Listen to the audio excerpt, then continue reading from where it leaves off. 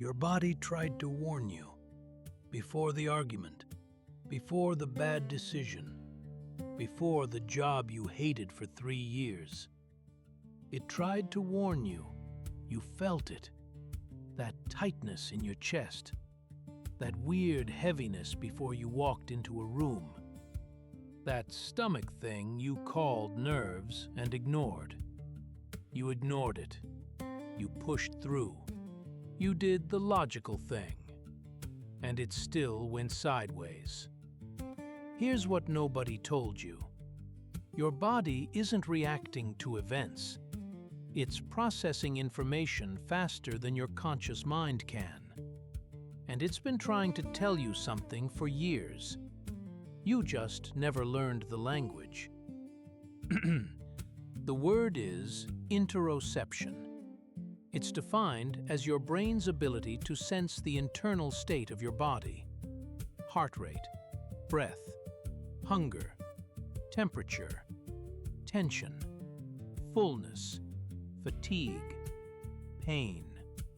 Not what's happening outside you, what's happening inside you. Researchers now consider it one of the most important forms of intelligence a human being can develop. It's how you know you're hungry before you're starving. How you know something's wrong before you can name it. How you know a person is lying before you have proof. The science on this is serious. Researchers at places like the Max Planck Institute and University College London have spent years mapping how interoceptive ability links to emotional regulation, decision-making, empathy, and mental health. And the findings are consistent. People with better interoception make better decisions, have stronger relationships, recover faster from stress, experience less anxiety. People with poor interoception tend to misread their own emotions, struggle to regulate themselves, and often describe feeling disconnected from their own lives. That last one might sound familiar. Here is the uncomfortable part. Poor interoception is not usually something that happens to you. It's something you were taught. From childhood, most of us are trained to override our body's signals. You're not hungry. You just ate. You're not tired. It's only 8 o'clock. Stop crying. There's nothing to cry about. You're fine. Walk it off. Every time you were told to dismiss what your body was saying, you practiced ignoring it. And like any skill you stop practicing, it gets worse. By adulthood, most people are operating almost entirely in their heads. Thoughts, plans, reactions to thoughts, reactions to reactions. The body is still down there sending signals, but the signal-to-noise ratio has been corrupted by years of being told to push through. The result? You eat because the clock says noon, not because you're hungry. You feel stress and call it excitement. You feel grief and call it tiredness. You feel fear and call it indecision. You are not reading your body. You are narrating over it. The simplest place to see this is hunger. Ask most people if they're hungry right now. They'll check the clock. They'll think about when they last ate. They'll look at what other people are doing. They will not check their stomach first. That is backwards. But it's what happens when interoception breaks down. You stop trusting the signal, so you replace it with logic. And logic is a terrible tool for deciding when you need food. The same thing happens with emotions. You feel something uncomfortable, anxiety maybe, or loneliness, or shame. Instead of locating it, where does this live in my body? What does it actually feel like? You immediately jump to thinking about it, explaining it, rationalizing it, distracting from it. And the feeling, unprocessed, goes somewhere. It doesn't leave. it stores. Here is where it gets genuinely interesting. Neuroscientist Antonio Damasio spent years studying patients with damage to the brain's emotion processing regions.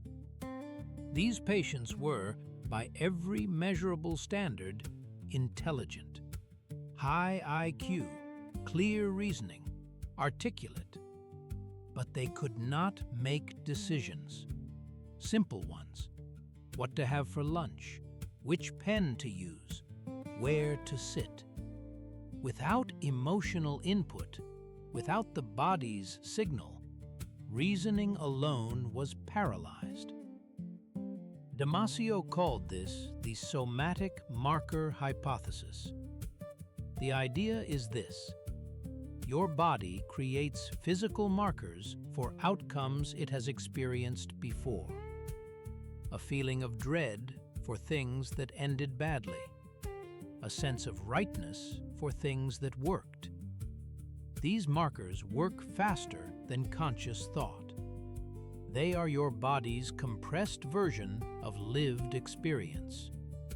When your gut says something is wrong, it's not being irrational. It's doing math you don't have time for. The good news is interoception is trainable. You can get better at reading your body. And when you do, everything gets a little clearer. Here are 3 places to start. First, pause before you eat. Before every meal, check in. Not the clock, your stomach. Rate your hunger on a scale, 1 to 10. Do this for a week. You'll be surprised how often you're eating at a 3. Second, name the location.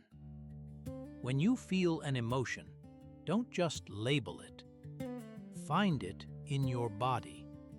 Where does anxiety live in you? Your chest? Your throat? Your shoulders? Get specific. The act of locating it slows it down and helps your brain process it as information instead of threat.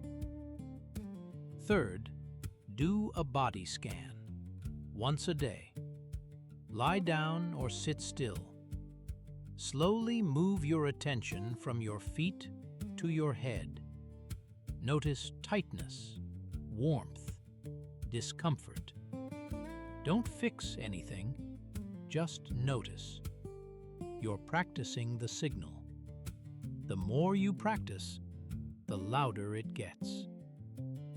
This is what therapists who work with trauma spend years helping people rebuild. You can start today. Your body already has the data. It knows what you're actually feeling, what you're actually afraid of, what you actually want. It knew before your brain caught up. The problem isn't that your instincts are wrong. The problem is you've been trained to talk over them. The body keeps score. That's not just a book title. It's a measurable biological fact. And the longer you ignore it, the louder it eventually has to get. Start listening before it has to shout. If this resonated, subscribe. I drop new videos every week, connecting the science your body already knows. Drop a comment below and tell me what you want me to break down next. More coming.